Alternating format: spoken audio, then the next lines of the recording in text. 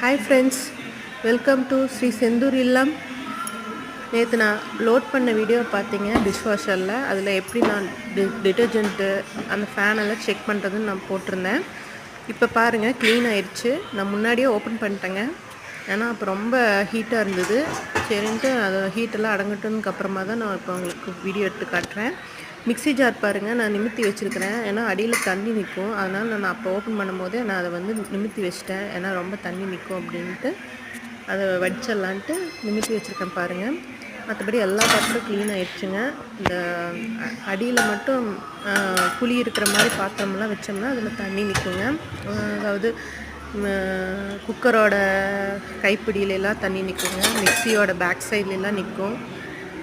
பாருங்கள், பாத்திரம்லாம் எவ்வளோ க்ளீனாக இருக்குதுங்க. நான் இப்போ எடுத்து காட்டுறது ஆயில் ஊற்றுற இதுங்க, கப்புங்க. அது பாருங்கள் கழுவி இருக்குது. இருந்தாலும் வந்து உள்ளே வந்து அந்த ஈரப்பதம் வந்து அப்படியே இருக்குது தண்ணி.